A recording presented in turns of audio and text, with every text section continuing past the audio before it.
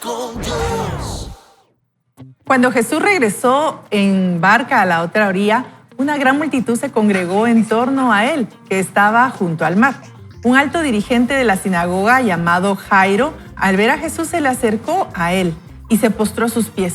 Le rogaba con insistencia, diciendo: mi hija está agonizando. Ven y pon las manos sobre ella para que sea sanada y viva. Jesús fue con él. Gran multitud le seguía constriñéndole. Entre la gente estaba una mujer que desde hacía 12 años padecía hemorragias. Había sufrido mucho en manos de innumerables médicos. Se había gastado en ellos todo lo que tenía sin provecho alguno, incluso empeoraba.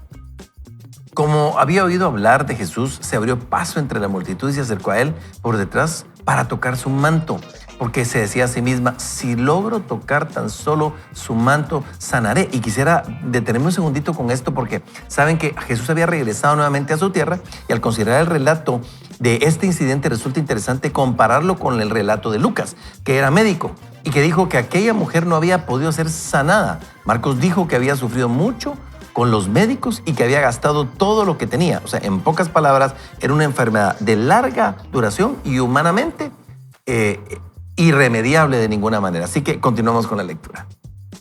E inmediatamente la hemorragia cesó y sintió que había sanado del mal que la azotaba.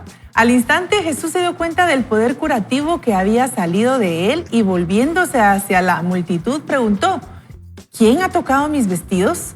Sus discípulos le dijeron: ¿ves que la multitud te aprieta y preguntas quién me ha tocado? Él seguía mirando alrededor para ver quién lo había hecho.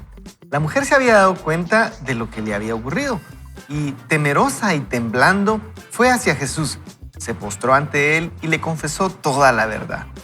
Jesús le dijo: hija, tu fe te ha salvado. Vete en paz y queda sana de la enfermedad que te ha azotado. Mientras Jesús aún estaba hablando, llegaron algunas personas de casa del alto dirigente de la sinagoga y le dijeron: tu hija ha muerto. ¿Para qué seguir molestando aún al maestro?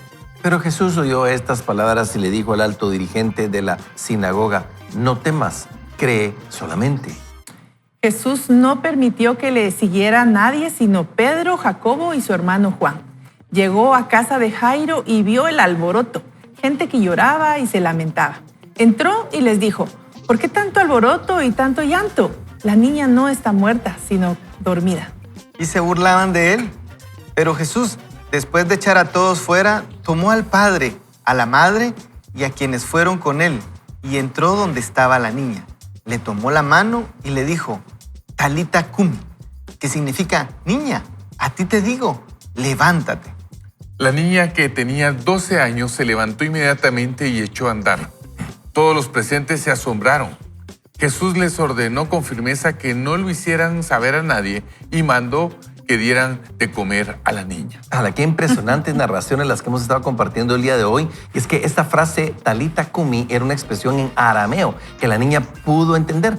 Era un idioma nativo. Mirando a la totalidad del ministerio de Jesús, encontraremos que así como aquí resucitó a una niña, también resucitó a un joven muerto en el vigor de su juventud, que era hijo de una viuda del pueblo de Naín, y a un hombre que había muerto en la madurez de su vida, llamado Lázaro, que casualmente era su amigo, y lo resucitó a todos de la misma manera, hablándoles. Ese era y es el poder de la palabra de Dios, además del poderoso nombre de Jesús. Y a mí eso me impacta, amigos, y les digo por qué, porque considero que el nombre de Jesús tiene mucha fuerza, pero también el poder de la palabra. O sea, él habló, en estos 3 casos les habló, pero uno de estos casos, que es el caso de esta mujer que tenía una enfermedad, ese flujo de sangre, era una larga enfermedad, irremediable de mucha manera, había gastado toda su fortuna, pero esta mujer no recibe una palabra de Jesús. Fíjense ustedes, a mí me llama la atención, o sea, no recibe la palabra sanadora de Jesús, sino que su fe, de alguna manera, activa un milagro. O sea, como decimos comúnmente, así medio religioso,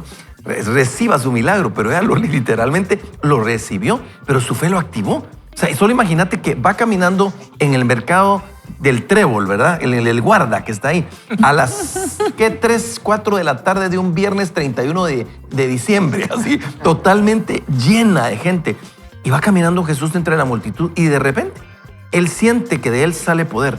O sea, él percibe y le dice a sus discípulos, ¿quién me tocó? O sea, todo el mundo, diríamos aquí en Guatemala, yo la billetera me lo estaba agarrando, ¿verdad? O sea, cualquiera te toca. Pero no, Jesús dice, alguien me tocó, pero él sintió que salió en el poder.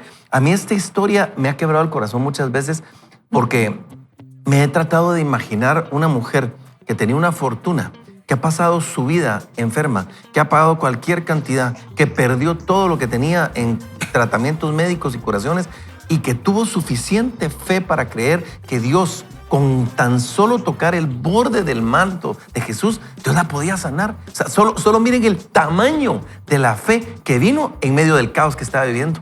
Y esa parte a mí me ha conmovido mucho el corazón siempre, porque me pregunto cuántas veces nosotros no estamos en un momento de crisis y necesitamos un milagro. Y tal vez Dios te dice, lo único que requieres es un granito de fe, como el tamaño de un granito de mostaza, pero aférrate a esto porque puede pasar. Qué maravilla de milagros, Ingrid. Yo creo que tenemos mucho que hablar hoy en la mañana. A mí este milagro de la mujer me ha impactado siempre y de alguna manera, pues como mujer me siento identificada del trato que Jesús tuvo con ella, porque en ese entonces las mujeres no se podían acercar.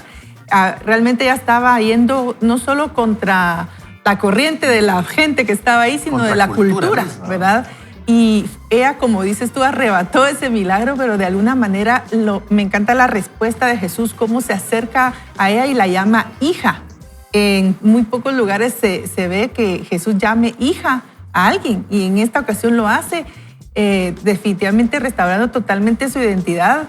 No solamente la sanó de lo físico, sino de cómo ella se sentía, porque se había sentido acusada, aislada, era una enfermedad que todo el mundo se le huía. Y yo creo que eso es lo que hace Jesús en un momento. En un momento cuando nosotros decidimos acercarnos a Él, Él también está ahí, dispuesto y disponible. Y cuando tú decías, Antulio, ¿qué te está hablando Jesús? ¿Qué te está hablando la Biblia hoy? Mientras yo también leía esta porción, porque vemos otro milagro ahí, que es el de la hija de Jairo, ¿verdad? Pero yo veo a un Jairo persiguiendo a Jesús también, pidiéndole ayuda, y veo que las circunstancias llegan así en contra. Y cuando estaba, bueno, de alguna manera Jesús se entretiene, digámoslo así, atendiendo aquí a la mujer que está sanando también, y llegan a decirle, Jairo, tu hija ha muerto. ¿Para qué seguir molestando aún al maestro? Y eso parece como cuando uno está con su fe ahí empezando a brotar y de repente vienen circunstancias, vienen situaciones que vuelven como que a apagar la fe.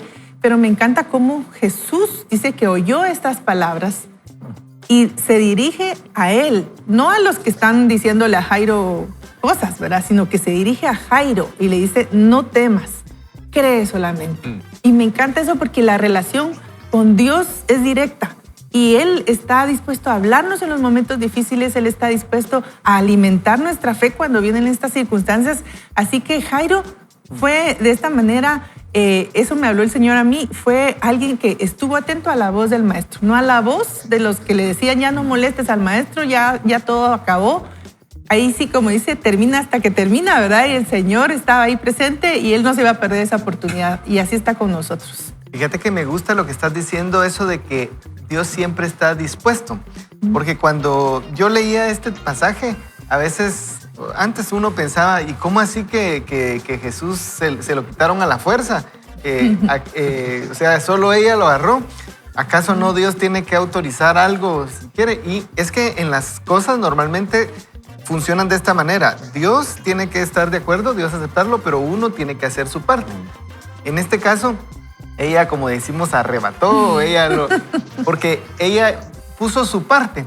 Pero una de las cosas que yo pienso es que Dios siempre pone su parte. Es decir, hace unos días leímos aquí en Marcos que alguien se le acercó a Jesús y le dijo, si quieres, puedes limpiarme. Y la respuesta de Jesús es, sí quiero. Y me resalta con lo que tú estás diciendo, que Dios siempre está dispuesto. Entonces, como por así decirlo, hay 3 que votan y se gana por mayoría. Vota el diablo, vota Dios y vota usted. Entonces, Dios siempre vota a mi favor y el diablo siempre vota en contra. Y entonces, lo que yo haga a veces es lo que define. Y en este caso, ella tuvo la fe, tuvo el esfuerzo de acercarse, de luchar en esa multitud y logró lo que parecía imposible. para que haya un milagro, pues por definición las cosas tienen que ser imposibles y en este texto creo que eso es lo que nos muestran, ¿verdad? No leímos la del Gadareno, pero era un caso imposible. El caso de esta hemorragia, ya lo describiste, Antulio, era un imposible. Y no digamos el caso de la muerte. Ese sí era más imposible. Eran 3 casos imposibles. Eran 3 casos imposibles, pero lo que el Señor me habla a mí es no hay ningún imposible para el Señor, ¿verdad? Cualquier cosa se puede hacer. Él tiene una manera creativa de hacerlo. Él puede hacerlo de una manera que no se me ocurrió a mí, que no se le ocurrió a usted, que no se te ocurrió a ti. Y yo les ponía a mis amigos hace un ratito esta canción, un pedacito de una canción que canta Fernandito Solares Jr. que decía, pero la parte que me impacta es tanta fe alcanzaba para ser sanada. Eso a mí me ha pegado tan fuerte al corazón porque, Sergio, creo que esa es la vida. O sea, a Jesús no lo limitó nunca nada, sino la falta de fe de la gente. Porque conforme nuestra fe nos será hecho. Claro. O sea, como dicen mis amigos, y Huguito tiene un punto muy válido acá. O sea, Jesús puede, quiere y tiene todo el poder, pero conforme nuestra fe nos será hecho. Y cuando también recordamos las escrituras que dice que sin fe es imposible agradar a Dios, si queremos tener a Dios de nuestra parte, necesitamos tener fe. No podemos lanzarnos al mundo y a todo lo que hacemos sin fe. Y cuando estaba leyendo este pasaje, pues le hemos sacado tanto a lo largo del tiempo. Es inspirador estos versículos. Pero a mí me venía a la mente que Jesús no llega tarde a nada, ¿verdad? Y muchas veces... no sé, yo mientras ayer estaba escribiendo estas líneas, me decía, hay algunos que han pensado que el tiempo se les pasó, que ya no van a lograrlo.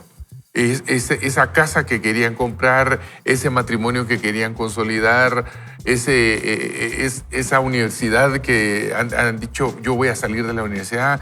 Ven tan lejos todos esos sueños y esas necesidades en sus vidas.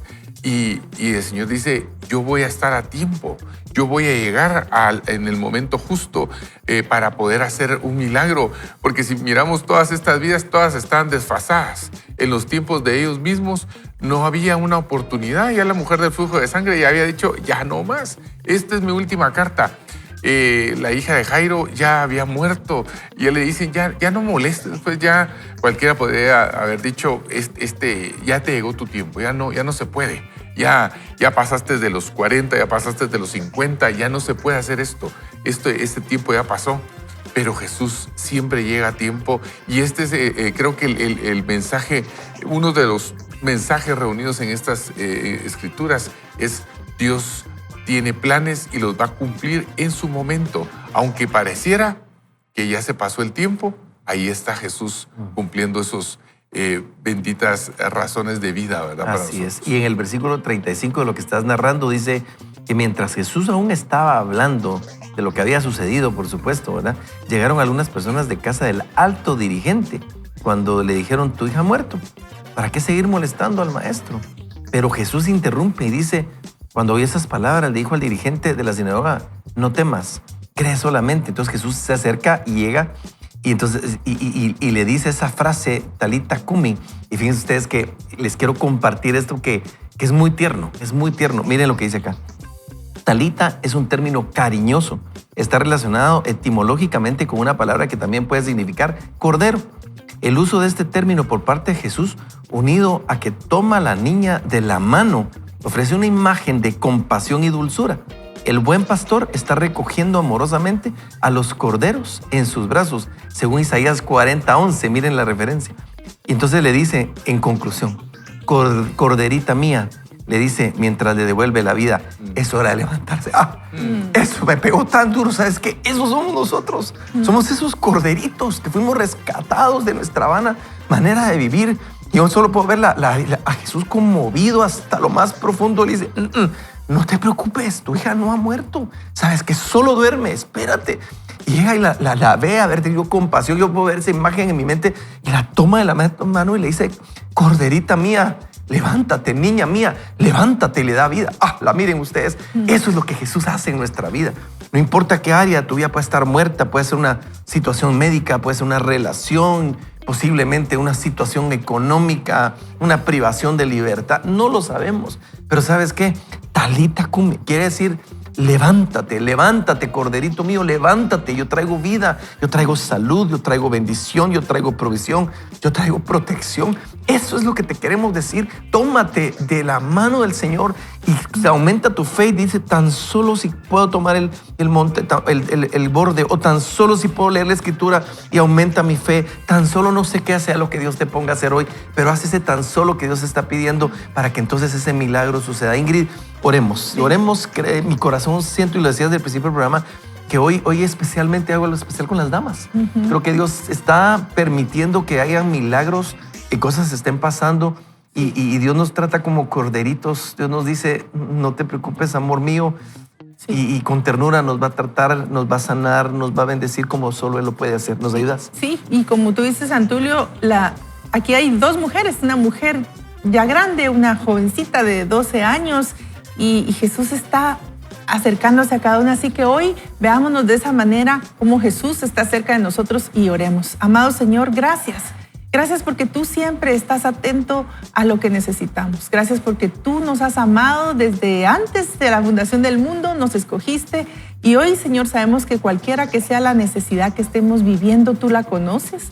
Tú sabes, Señor, lo que necesitamos. Sabes cuántas veces tal vez nos hemos sentido desfallecidas pensando que ya no hay solución para esto que estamos viviendo, pero volteamos a verte a ti, Señor, y en ti encontramos esperanza. En ti encontramos esa solución que necesitamos, y hoy, Señor, te pedimos, aumenta nuestra fe para dar ese paso, para acercarnos a ti, para saber que aunque las cosas parezcan que ya están acabadas, como la muerte, tú aún puedes decirnos, Talita Kumi, tú aún puedes decirnos, levántate, camina, y preocuparte por detalles tan pequeños o tan grandes en nuestra vida, pero ahí estás tú, Señor. Gracias, en el nombre de Jesús, amén y amén. Todavía ahorita posiblemente no comprendes por qué momentos imprudentes. En la próxima lectura vamos a entender un poquito de esos momentos. Pero déjenme darles un twist, una variante. ¿Qué tal si te animas a poner un momento imprudente también de fe? ¿Verdad? Cuando tú dices, sí, era imprudente pedir, pero Dios me lo concedió. Como lo que acabamos de ver aquí de la petición de esta persona. Ahorita producción se va a sacar de onda, va a decir, Antonio, nos cambiaste la dinámica. Pero ¿y qué sí? De repente. Fue imprudente. Tal vez fue imprudente mi comentario, pero de repente Dios está moviendo a un momento imprudente de fe también. Queridos amigos, vamos a ir a hacer un pequeño corte comercial. Recuerda, armonía en medio del caos y en medio de la lentitud colectiva del tráfico. Dios está haciendo milagros el día de hoy. Vamos a ir a un pequeño corte comercial y luego regresamos con un poquito más de crecimiento personal aquí en su programa favorito de Dial, donde milagros pasan. Vaya con Dios. Volvemos. La esperanza, la sanidad y el perdón derriban los muros del dolor para tener un corazón sincero. Así es, entonces vamos a ver luchadores y pacificadores. Recuerdo las palabras de mi padre. Chicos, compórtense. La voz de papá surcó por los aires hasta donde estábamos mis dos hermanos y yo haciendo un alboroto. No recuerdo exactamente cómo comenzó, pero todo terminó en un fuerte golpe entre mis hermanos y yo. Papá fue a buscar el cinturón mientras mis dos hermanos y yo nos poníamos en fila delante de él, culpables del alboroto. Yo sabía que me había merecido lo que vendría. Papá había llegado al límite de su paciencia y estaba enojado. Cuando los tres recibimos nuestro merecido, mis hermanos y yo salimos de la habitación. Dolidos y avergonzados, nos juramos no volver a luchar nunca más dentro de casa. Una hora después, papá nos llamó. Chicos, por favor, vengan a la habitación. Se me encogió el estómago. Estamos otra vez en problemas. ¿Acaso un castigo no fue suficiente? Intercambiamos miradas de asombro y lentamente acudimos a la habitación de papá. Nunca olvidaré la mirada en el rostro de papá. Sus ojos estaban enrojecidos de haber llorado y con profundo dolor. Yo mismo pondría esa expresión siendo padre muchos años después. Y entonces sucedió. Vimos el acto de humildad más grande de un padre. Papá se puso de rodillas y con lágrimas, profundos sollozos y su cuerpo tembloroso dijo, lo siento, su papá se equivocó. Perdí los nervios, no debería haberles hecho esto. Aunque yo era pequeño, supe en mi corazón que no debió haber sido fácil para él admitir que se había equivocado. Esa imagen memorable de humildad dejó una marca profunda en nuestras vidas. Fue una escena que ninguno de nosotros olvidaría jamás. Años después, me di cuenta de primera mano de lo que mi padre había pasado. Mi propia lucha de lidiar con la rebeldía de una hija y una casa llena de batallas verbales que supuraban mucho después de haber dicho la última palabra. Era demasiado. Odiaba lo que eso le estaba haciendo a nuestra familia. Odiaba lo que eso me estaba haciendo a mí. ¿Recuerdas alguna vez en que perdiste los estribos? Quizá le gritaste a tu hijo, tal vez ya estabas tenso cuando conducías de regreso a casa y alguien se te cruzó delante y comenzaste a acercarte demasiado a él y a gritarle. Tal vez te descontrolaste mucho, hiciste algo físico como arrojar algo a alguien, golpear a la pared o cerrar de un portazo la ventana. A todos nos ha pasado. Es normal enojarse y querer hacer algo al respecto. El punto es que no podemos posicionarnos para amar como si nunca nos hubieran herido, si nuestro carácter, o yo sumaría aquí tal vez temperamento, nos controla. Efesios 4:26 nos dice, además, no pequen al dejar que el enojo los controle. No permitan que el sol se ponga mientras siguen enojados. El enojo no es un pecado. No saber manejarlo sí que lo es. Así que el siguiente versículo advierte, porque el enojo da lugar al diablo. Cuando nos aferramos al enojo, cuando lo nutrimos, cuando insistimos en él, cuando pensamos en él y soñamos con él, damos lugar al diablo. La palabra griega traducida como lugar o punto de apoyo es topos, que significa oportunidad. Es también de donde viene la palabra topografía. Así que ponga atención, el enojo no es un pecado. No saber manejarlo sí lo es. Cuando vivimos con enojo sin resolver, el enemigo gana terreno en nuestro corazón. Le damos autoridad al enemigo. No le des al enemigo ningún territorio donde acampar. El enojo es un peligro. Es como morder a un perro porque el perro te mordió a ti. Y tenemos una historia ahí ahorita, pero el enojo humano no produce la rectitud que Dios desea. Cuando buscas vengarte, estás cediendo a un deseo de hacer daño y castigar a personas que te han ofendido. Les deseas un mal, las maldices. La venganza es realmente el peor estado de falta de perdón. Te roba la creatividad, la energía positiva y el gozo que necesitas para vivir bien. Dios promete vengarse de sus enemigos. Lo más importante para ti es cómo tratas tu hambre de justicia. Así que maneja bien tu enojo. Sé lento para responder, mantén a raya tu espíritu. A veces intentamos resolver nuestros problemas liberando el enojo. La verdad es que esa emoción desbocada nunca producirá una conducta recta. Y otro factor son las presiones de la vida, las cuales tienden a sacar nuestras emociones más crudas y más profundas. En esos momentos somos vulnerables a lo que yo llamo un momento imprudente. Ahí está. Solo se necesitan unos minutos, incluso unos segundos, y puedes perder tu reputación, tu testimonio, tu ministerio o tus relaciones. David casi perdió su trono debido a un momento imprudente. Permíteme compartir uno mío, dice el autor. Una noche, cuando nuestros hijos eran pequeños, les traía de vuelta a casa. Todos se morían del hambre. Nos detuvimos en un punto de comida rápida con grandes iniciales. Pedí 5 comidas de niños con hamburguesas de queso, mencionando de forma clara y específica que no pusieran cebolla ni pepinillos. Pero en casa los niños estaban abriendo sus comidas cuando alguien gritó, ¡horrorizado! ¡Mi hamburguesa tiene cebolla! Después otro se quejó, ¡la mía tiene pepinillos! Resulta ser que todas las hamburguesas tenían cebolla y pepinillos. Los niños, como niños que son, no comieron nada. Tiré a la basura las 5 comidas infelices y les di unos cereales. Y continúa el autor contando su momento imprudente y dice así, la semana siguiente, los niños y yo nos dirigimos al mismo restaurante después de la reunión. Esta vez le rogué a la mujer que me hablaba por el micrófono, por favor, señora, sin cebolla ni pepinillos. Por supuesto, fui extremadamente prudente al decirlo. Después de todo, soy el pastor Franklin, dice el autor. ¿Y qué crees que pasó al abrirlas? Las hamburguesas no tenían cebolla, ni pepinillos, ni carne, nada. Solo una rodaja de queso, ketchup, mostaza en el pan. En ese instante estaba que echaba humo. Mis ojos estaban dando vueltas en las órbitas, como en La Niña del Exorcista. Llamé al restaurante y exigí, quiero hablar con el encargado. ¿De quién es ese restaurante? Quiero un nombre y un número. Algunos de los niños comenzaron a animarme. Así se habla, papá, vamos. Como a mitad de mi pataleta, me acordé de que acababa de predicar ante cientos de personas y ahora iba a cobrarme con algo. Inmediatamente tuve que calmarme. Me di cuenta de que estaba teniendo un momento imprudente. Jesús dijo, pero yo digo, aún si te enojas con alguien, quedarás sujeto a juicio. Si amas a alguien idiota, corres peligro que te lleven ante el tribunal. Y si maldices a alguien, corres peligro de caer en los fuegos del infierno.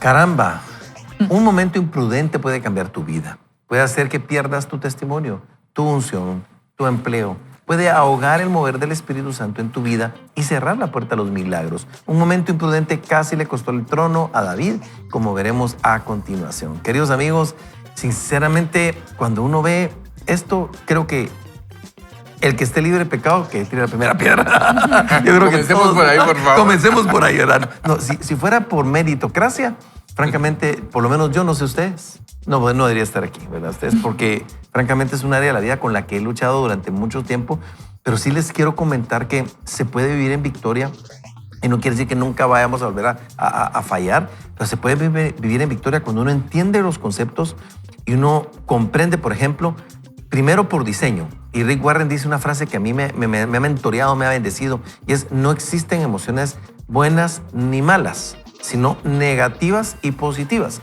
Por ejemplo, a veces uno piensa que el enojo es malo y el enojo no es malo.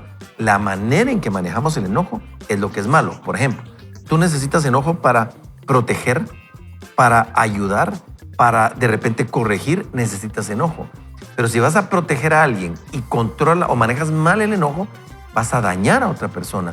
Entonces vas a salirte de control y eso entonces sí es pecado. O sea, el enojo no es pecado. Ninguna sensación, ninguna emoción que nosotros como humanos tenemos, menos si somos hechos a la imagen de Dios, es pecado. Ninguna. La manera en que la manejamos es el pecado. Y eso para mí fue, el primero, liberador. Segundo, retador. Porque eso me ha ayudado a entender que tengo un ímpetu dentro de mí y que mi responsabilidad es formar carácter. ¿Por qué?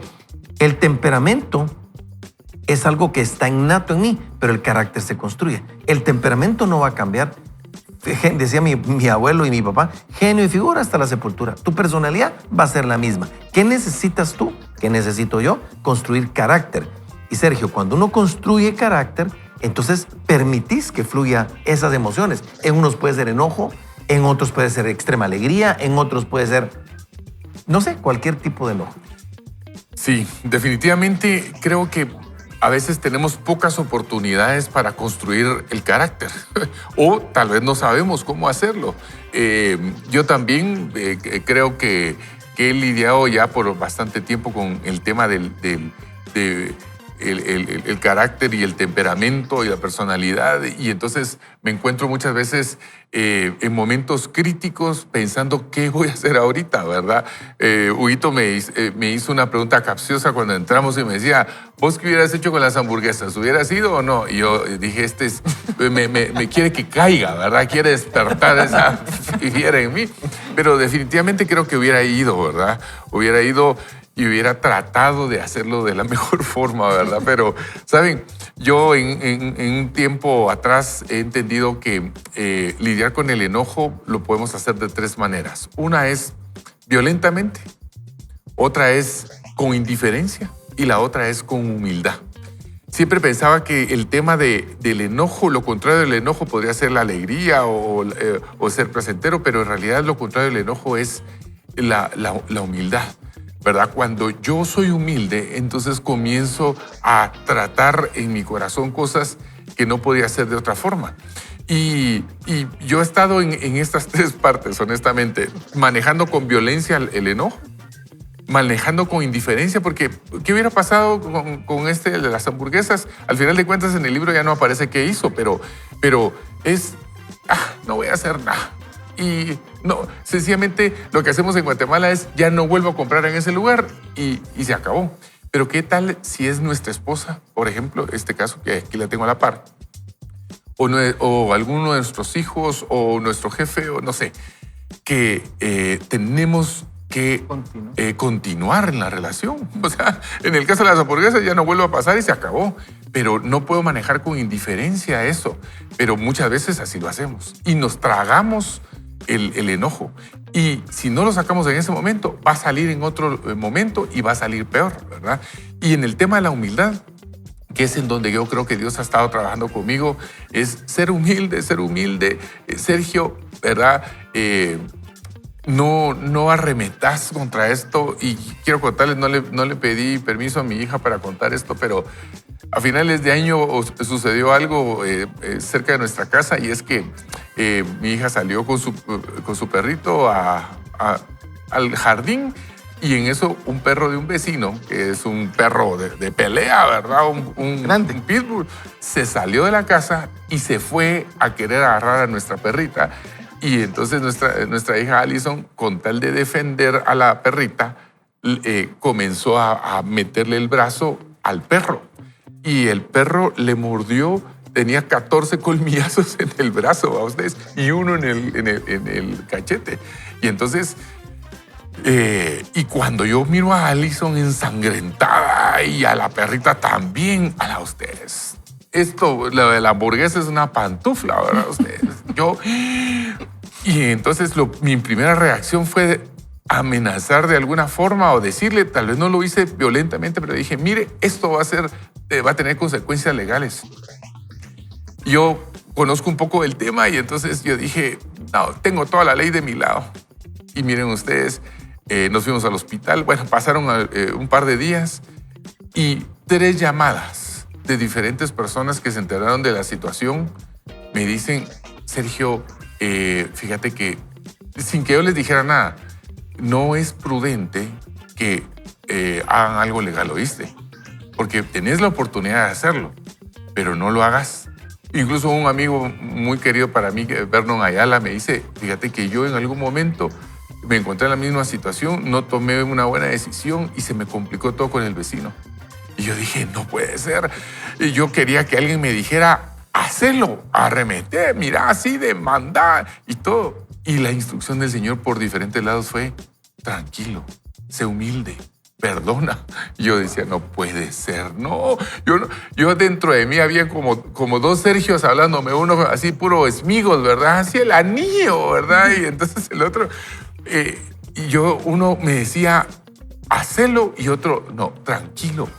Y miren, gracias al Señor, y estábamos con mi esposa enfrente de los vecinos diciéndoles, no se preocupen, vamos a arreglarlo de otra forma. Alison, gracias a Dios, está bien, la perrita está viva, ¿verdad? No pasa nada. Y yo miraba a Ingrid y ella me miraba, y los dos sentíamos como un cóctel de sentimientos encima, ¿verdad? Ustedes. Pero creo que a veces nos toca reaccionar, tal vez en otra oportunidad hubiera reaccionado diferente, ¿verdad? Después de un tratamiento intensivo.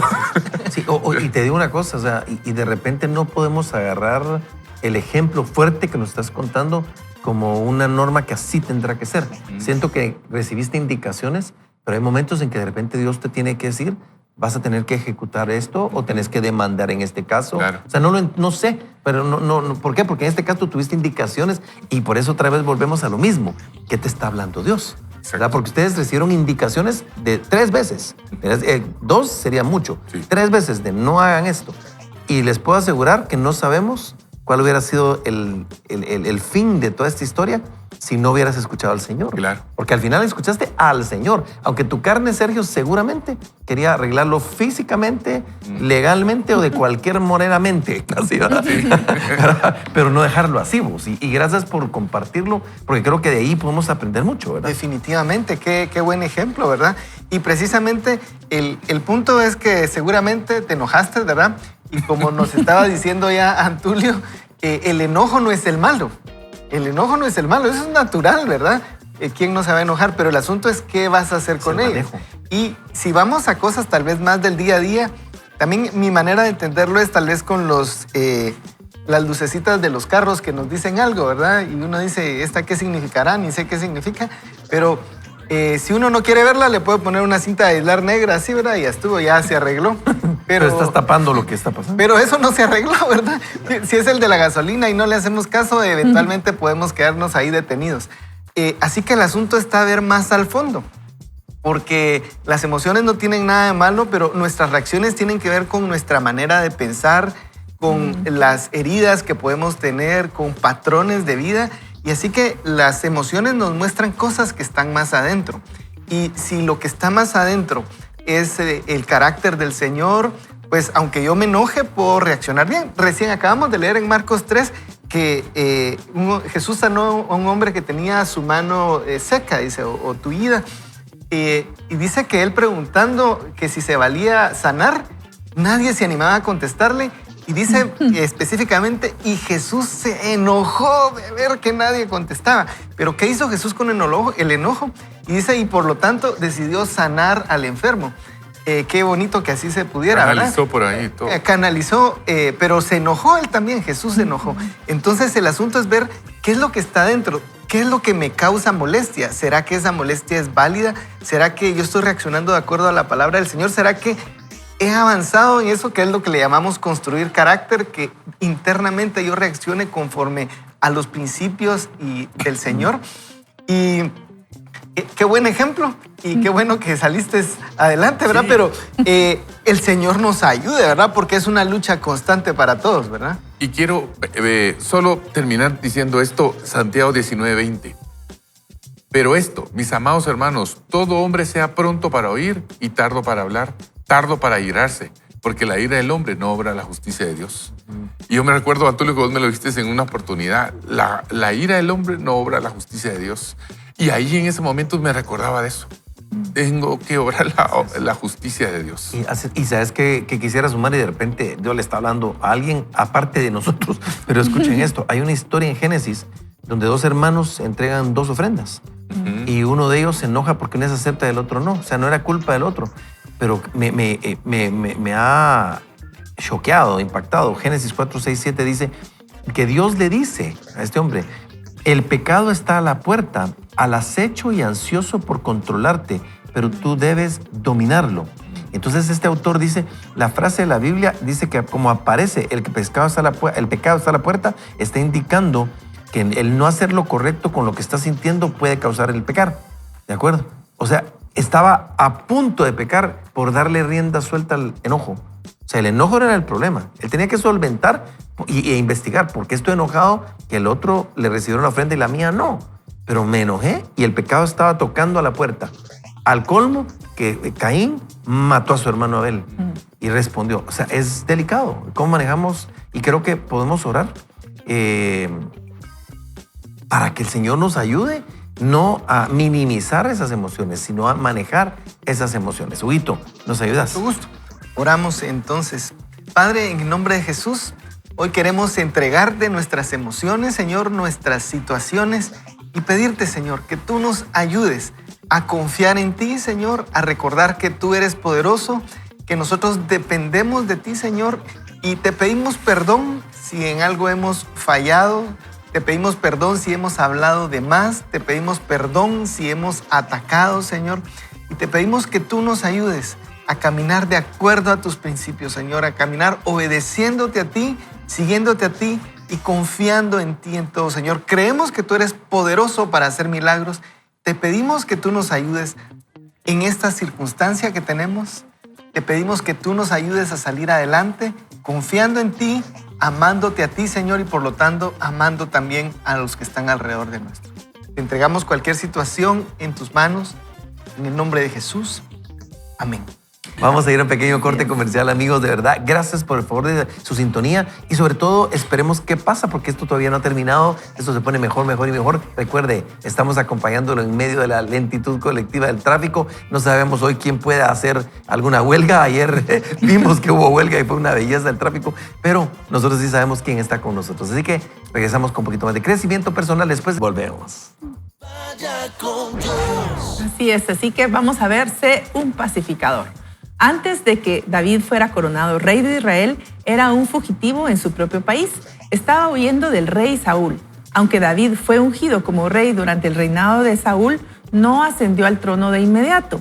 Fue ungido a los 17 años, pero no fue coronado hasta que tenía unos 30. Cuando se acercaba su 30º cumpleaños, el reloj seguía avanzando y ninguna de las promesas de Dios habían dado fruto en la vida de David. ¿Cómo es posible que Dios diga una cosa, pero las circunstancias de tu vida digan lo contrario? A menudo, antes de llegar a tu destino, experimentarás lo contrario de lo que quieres. No solo eso, sino que a veces serás probado justo antes de doblar la esquina para recibir lo que Dios ha prometido. Antes de que David fuera coronado rey de Israel, él y su banda de rebeldes acamparon en una tierra, propiedad de Nabal, quien estaba casado con una muy bella e inteligente mujer llamada Abigail. Aunque este hombre actuó neciamente al no querer darles comida a David y sus hombres, su esposa usó su discernimiento para honrar a David, el hombre de Dios. David, por su parte, tuvo un momento imprudente. Reunió a 400 hombres de entre sus mejores guerreros. «Tomen sus espadas, chicos», dijo él. «Vamos por este Nabal. Que Dios me juzgue si no le mato a él y a cada uno de los varones de su familia antes de que se ponga el sol». Solo para imaginarte ese cuadro, o sea, era una masacre la que iba a suceder y él mete a Dios en su fórmula, ¿verdad? Ah. Sí. ¿Cuántos de ustedes han llegado a un punto de quiebre en su vida? El estrés del trabajo, problemas de salud, problemas matrimoniales, infinitas cargas ingratas de lavadoras, niños gritando, jefes antipáticos, y entonces algo ocurre que te hace perder los estribos. Cuando la presión aumenta y nuestras reservas emocionales y mentales están a punto de quedarse vacías, solo se necesita una conversación, un golpecito en nuestra herida que ya supura, una persona que nos avergüence o un comentario hiriente y podemos destrozar a alguien. Quizá no físicamente, pero sí mediante nuestras palabras o con acciones maliciosas. La emoción humana es impredecible y los cristianos no estamos exentos de esas veces en que las presiones de la vida sacan a relucir nuestras emociones más crudas y más profundas. No es fácil aplacar a las fieras emocionales en estas situaciones. Cuando Abigail oyó que David llegaba para destruir a su familia, no se derrumbó ante la inminente crisis, sino que preparó una maravillosa comida a base de pan, vino, cordero y pastel. Llegó y les ofreció a él, a sus hombres, lo que les había preparado. Alimentó a David, le colmó y consiguió que se relajara. Dios puso a Abigail en la vida de David para impedir que hiciera algo que hubiera matado su destino. Dios siempre pone una Abigail en nuestra vida. Puede ser un amigo, un cónyuge, un pastor, la distracción de una llamada de teléfono o incluso un hijo. Y este Abigail te encarrilará. Quizás ya tienes una Abigail en tu vida. Si no, quisiera presentarte a alguien que siempre estará ahí a tu lado. Es el Espíritu Santo. Excelente, y esta va a ser la clave. El Espíritu Santo quiere interceptar tus momentos imprudentes. Justo cuando estás listo para pagarla con alguien, el Espíritu Santo puede susurrarte al oído: ¡baja la espada! Dios se ocupó del enemigo de David. Él quiere hacer lo mismo contigo. Así que cuando se produzca el altercado, cuando alguien haga que tu sangre hierva, cuando alguien a quien amas diga algo o haga algo que te llegue hasta lo más hondo, deja que el Espíritu Santo intervenga. Deja que Él te impida hacer algo tonto que te cueste tu familia, tu sueño o tu destino. En estos momentos tienes que asirte de tu paz y dejar que el Señor luche tu batalla. Probablemente conoce la historia sobre cómo el antiguo Israel conquistó la ciudad de Jericó. No fue resultado de bien equipado ejército o de su buena planificación estratégica de combate. Dios prometió la victoria mediante medios inusuales. Él ordenó al pueblo que marchara alrededor de la ciudad una vez al día durante 6 días, seguido de 7 veces el 7º día, durante el que los sacerdotes harían sonar sus trompetas y le dirían al pueblo que gritara. Lo interesante, y muchos no ven este detalle crucial, es que antes de que esto ocurriera, Josué ordenó al pueblo diciendo: no griten, ni siquiera hablen, que no salga ni una sola palabra de ninguno de ustedes hasta que yo les diga que griten. Entonces griten. Esto está en Josué 6:10. En otras palabras, cierren la boca hasta que yo les diga lo contrario. ¿Cuántas veces has abierto tu boca y has provocado destrucción con las palabras que salieron? Quizá insultaste a alguien. En el mismo momento que esa primera palabra salió, supiste que estaba mal. Tal vez reprendiste a un ser querido sin ninguna medida de dominio propio. Y eso marcó su sentimiento de valía. La próxima vez que te veas tentado a ir a ese lugar, quédate quieto. Hay un milagro en progreso. Hay un milagro en progreso. Me gusta lo que dijo Benjamin Franklin. Recuerda no solo decir lo correcto en el lugar correcto, sino más difícil aún, no decir lo incorrecto en el momento de la tentación. Jala, qué impresionante.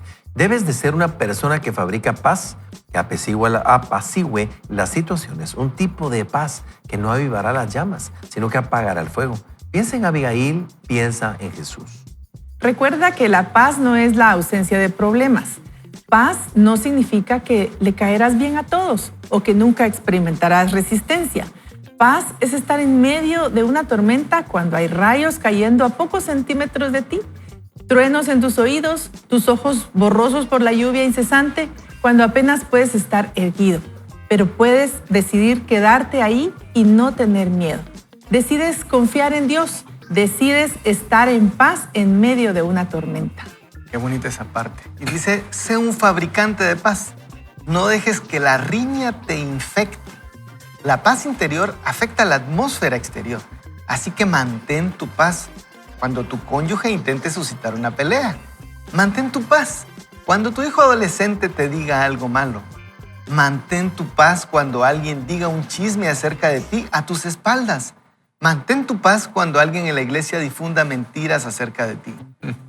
Pablo escribió, si es posible, en cuanto dependa de vosotros, estad en paz con todos los hombres. Eso está en Romanos 12:18.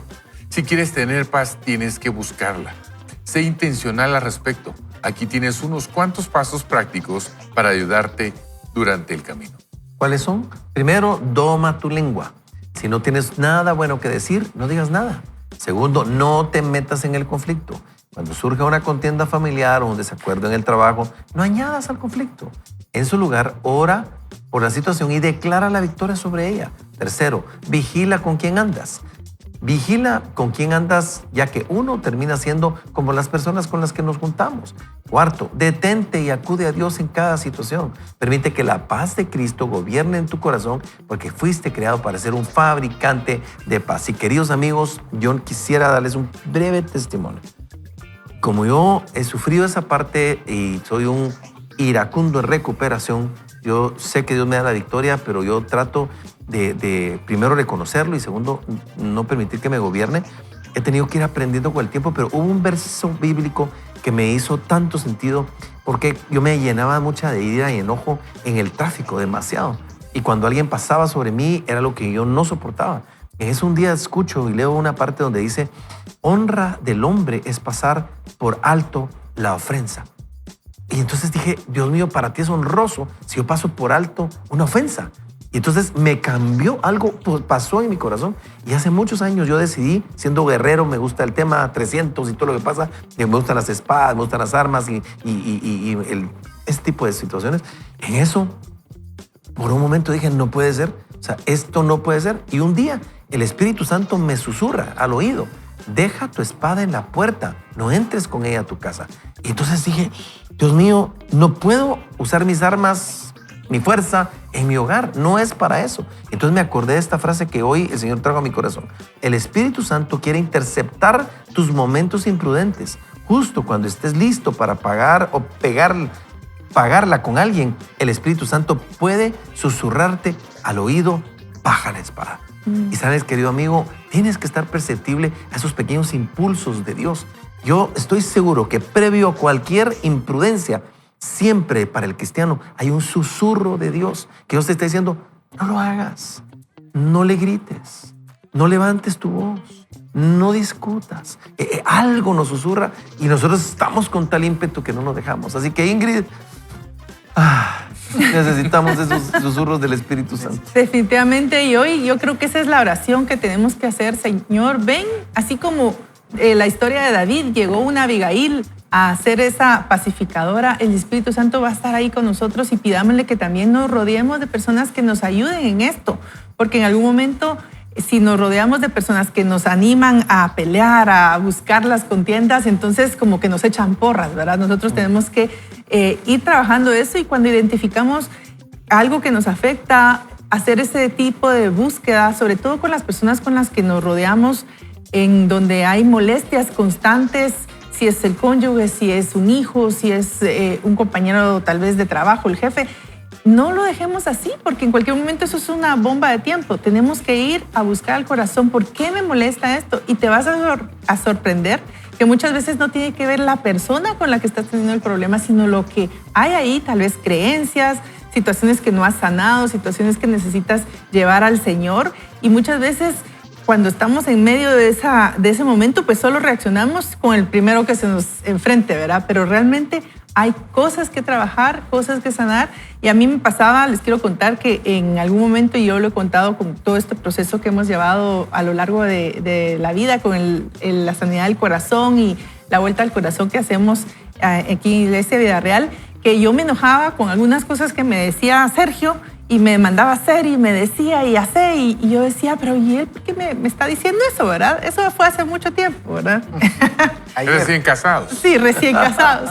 Pero Dios me mostró, y yo empecé a hacer esto del elevador que tú comentas, empecé a llevarlo al Señor y decirle, Señor, ¿por qué me molesta cuando Sergio específicamente me dice que tengo que hacer X o Y cosas? Y Dios me llevó a momentos de mi infancia en donde yo me había sentido atacada por situaciones que se parecían a eso que Él me estaba diciendo, pero no era realmente lo que Él me estaba diciendo, era lo que yo tenía que sanar en mi corazón. Y miren, me dio tanta paz entender qué tenía, por qué yo reaccionaba así, que también pude venir y decirle a Él y decirle qué era lo que me molestaba. Porque tal vez yo solo reaccionaba y le dejaba de hablar, o a veces sigo con los introvertidos, ¿verdad? Como no reaccionamos y no decimos, empezamos con mensajes sarcásticos también, ¿verdad? Entonces, o la ley del hielo. O la ley del hielo. Entonces decimos cosas como diciéndoselo a Pedro para que lo oiga Juan y ni lo entienden, y de todos modos uno está ahí sufriendo, ¿verdad? Entonces, ¿qué tenemos que hacer? En mi caso, yo llegué delante del Señor, el Señor me mostró lo que yo tenía que sanar, y me encanta porque pude decirle a Él qué era lo que realmente me molestaba, y Él comprenderlo. Y entonces algo pasó, o dejó de molestarme o Él dejó de hacerlo, pero ya no volvió a suceder. Ya son otras cosas las que suceden, no, pero realmente esa parte en sí lo hemos ido trabajando, y en mi caso yo sentí que fue cuando empecé a tomar el tiempo de llevarle eso al Señor para que Él me mostrara por qué yo reaccionaba. Y además que el modito no ayuda, pues de los extrovertidos. Sí, Sergio, ¿le dejamos el hecho respuesta? No, ahí dejémoslo, porque si no... No, pero yo solo quería agregar algo a esta historia de David. Saben que en los momentos más complicados de mi vida, y lo he visto en otros, es cuando están cansados, cuando hay agotamiento. Y David se encontraba en un momento así, en donde llegó a pedir ayuda y no lo encontró. Y a veces hay que revisar en qué momento de la vida estamos, porque el enojo muchas veces tiene un pico alto cuando hay cansancio, cuando hay frustraciones, un montón de cosas, ¿verdad? Así es, nunca estemos demasiado hambrientos, demasiado solos o demasiado cansados. Es un buen consejo para vivir una vida un poquito más estable. Padre bueno, queremos darte gracias por este tiempo que nos has regalado. Espíritu Santo, sé bienvenido a nuestra vida. Te damos todo el permiso necesario para que nos hables a tiempo y fuera de tiempo, y que nos evites, Padre, tener nosotros esas reacciones al enojo de una manera equivocada y estar a la puerta del pecado, Señor. Perdónanos, ayúdanos y haznos perceptibles a tu guianza, Señor, sabiendo de que tú estás con nosotros. Hacemos todo y lo pedimos, papito, en el nombre de Jesús. Amén y amén. Queridos amigos, una pequeña despedida, mi querido Huguito. Yo me quedo con que si podemos confiar en Dios, podemos encontrar paz en nuestro corazón. Así como les dijo a los guerreros, estar quietos, callados, muchas veces así nos va a decir el Señor: encuentren la paz en el silencio y Dios les hablará ahí. Me retumban en el corazón las palabras de Jesús al hombre que había perdido a su hija: no temas, solo cree. Eso es lo que el Señor te dice hoy también. Y yo me quedo con esas palabras de la ternura con que Jesús realmente habló y le dijo, levántate a esa pequeña chica. Yo creo que hoy, conforme tu fe te será hecho, Dios quiere hacer cosas con mucha ternura, pero con mucho poder, porque esa es la fe que nosotros predicamos en Cristo Jesús. Queridos amigos, de verdad, gracias por el favor de su sintonía. En nombre de este equipón, ese equipazo de amigos, nosotros les recordamos, ni solo ni mal acompañado. Vaya con Dios, nos vemos amigos. Con Dios.